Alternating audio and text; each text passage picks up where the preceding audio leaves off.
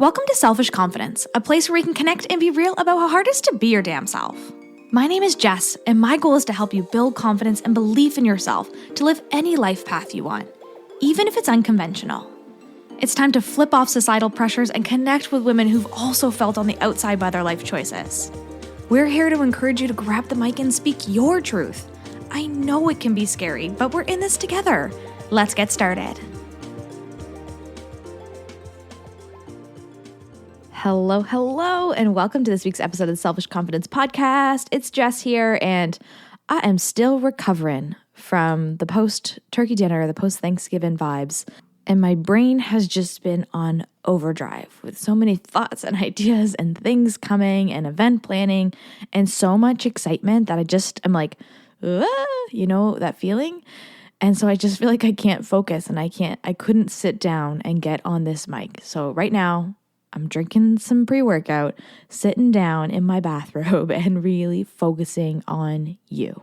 And I had a couple things on my heart today that I really thought was going to help you to see the comparison game that you've been setting yourself in for a while.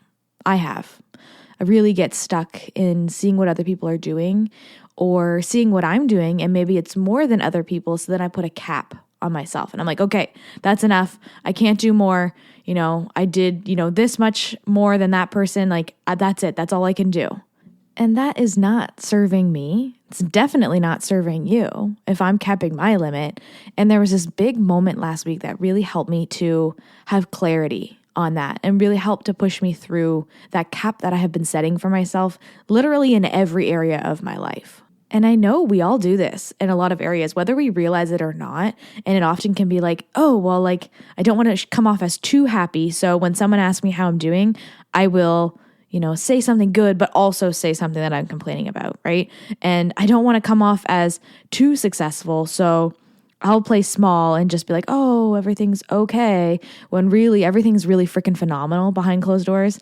And this can also go the other way. When things are really hard and really dark, we want to keep behind closed doors too, right? We don't open up and tell people what's really happening. When someone asks, how are you? We say good and we move on. And we've been through this cycle. And I know part of it comes from thinking people don't care and they don't want to know and they don't want to invest in you and they don't want to know what's up. And that's just something that we put in our own heads.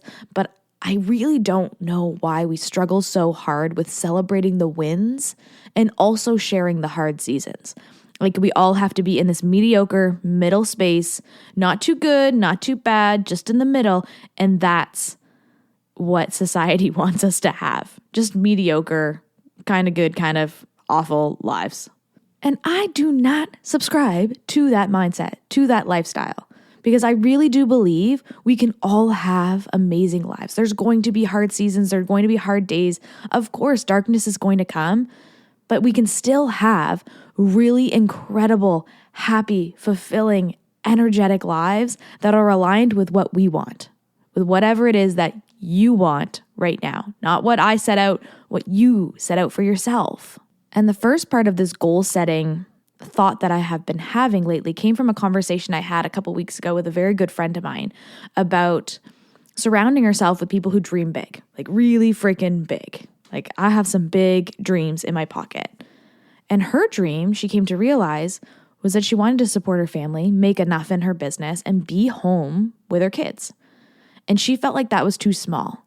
She was in a world where people were dreaming of big stages and stadiums and all of these crazy big things. And she's like, I just want to be home with my kids.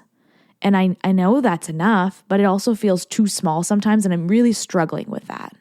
And I get it, because big dreamers often struggle to fulfill their big dream or to step into that because they're used to having people who just don't understand it around them.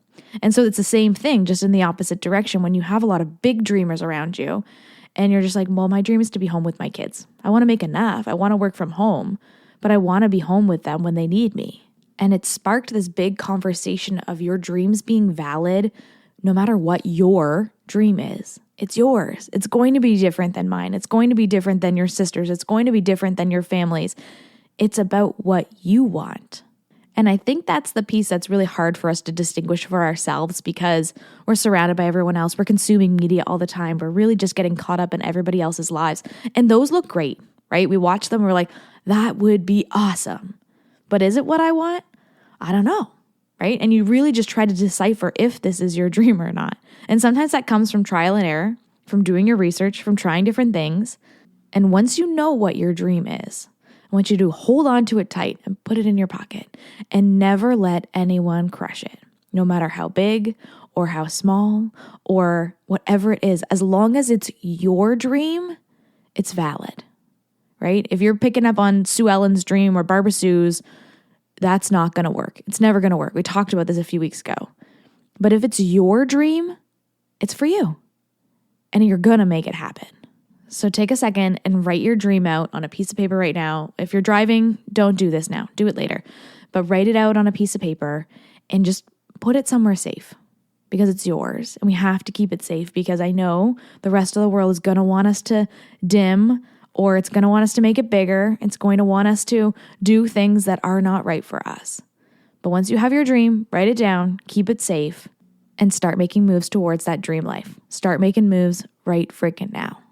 And like I talked about at the beginning of this episode, where I had some clarity on what I had been doing with this cap that I had set for myself. I was on a coaching call last week, and we were talking about the thing that's in place right now that's stopping us from getting to the next level. And when it came to my turn to talk, I talked about worthiness. I had just gone to an event and Jamie Kern-Lima was talking a lot about worthiness. She has a new book coming out all about, you're only going to go after what you feel worthy of. And I feel like there was a cap somewhere in this worthiness cycle that I'm really struggling to overcome. I don't feel worthy of how fast the success has been, or I don't feel worthy of you listening to this podcast right now. And I said in this call that I capped myself out on what I could make in my second year of business. I've been told by a lot of people, it doesn't come this easy, or this is not the norm, right? And so I've placed this cap on myself. Okay, year 1, I made this, great. Year 2, I made this, that's as much as I can make. There's still 3 months left in the year. And I've already capped it out. Okay, I'm done. Sit back, put my feet up. I can't make more than that. And I know this is all in my head. Like, I know this is a cap that I put on myself, and even Glenn noticed it. My husband noticed it a few times where he's just like, Jess, like, it's almost like you're afraid to make money. And in this call, somebody chimed in and they said, wait, there's a cap on what you can make in second year in business? Like, next year's my second year in business and I want to leave my job. I didn't know there was a cap. Oh my gosh, like, am I not going to be able to leave my job? And it really just like spiraled into this thing. And I'm like, it was like the glass shattered. And I was just like, no way, there's no cap. What are you talking about? That's totally crazy. Like, you can make as much as you want. You can do this. You can build however big you want. And me trying to reassure her that there was no cap made me realize how crazy I sounded. It made me realize that I had been putting this on myself. I've been putting this pressure, and it was all a freaking lie. It was not real. I put it on myself. I created these rules around business for some reason in order to potentially play small, to stay safe, to not grow too big, to stay at my comfort level, all of these things. I did this to myself. And it wasn't until someone else started to use me as an example, like, oh, well, if Jess has a cap, then I have to have a cap. And it just like broke me open. I never want you to think that it's not possible because someone else didn't do it, or because someone else is doing it differently. And I want to be an example for women to look at and be like, well, Jess did it, so can I. And I've been holding myself back on doing that because I had the opposite in my head. If I shine too bright, it dims other people, or people are going to feel uncomfortable with me if I really live in my truth. And here's your friendly reminder in case you need it too, because I really needed that conversation last week. You shining is actually really going to support and help women in this world so much more. They need to see you shining. We need to have more people celebrating their wins and sharing their dark seasons and going through emotions and life authentically and real and in real time. We get to see a beautiful layer of you in your celebrations and in the things that you're doing. There are going to be people who, when you say, oh my gosh, this is so exciting, I just did, insert the thing that you just did, and they're gonna look at you like you have 8 heads because they don't get it. That is going to happen.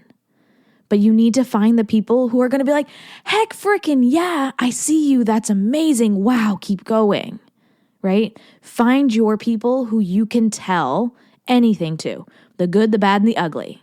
And just because one person reacted that way and makes you want to feel really freaking small and hide under a rock and never tell anyone your dreams ever again, I want you to climb out of that rock and try it again. Try sharing it with another person. And if you don't know who that person is, send me a message on Instagram. Connect with me. Share your dream with me. Because I promise you, I'm not going to downplay it. I'm not going to snub my nose up. Actually, I'm probably going to celebrate it way too hard. And then you're going to be like, oh shit, now I really have to do this. And you got this. Your dreams are valid no matter what they are, how big, how small, whatever. They're yours. And that is the perfect size. And if you're making excuses and putting a cap on yourself and trying to stay in your comfort zone, now's the time to break free. You know, there's still 2.5, almost 3 months left in the year. Why waste it? Why wait till next year? 2024 is my year, right? We'll start planning for that now. Even just putting it to paper, pen to paper, and figuring it out. Start with these little small things now. It's going to make next year way easier. I hope you have an awesome week, and I can't freaking wait to hear all about your goals and what you're working on. What's up, sis? I am so glad we could hang out today. If you love this episode, send it to a friend or share it on your social media and tag me so I can personally thank you for helping me sprinkle some confidence in the world. And don't forget, you are magic. Let's show the world your shine.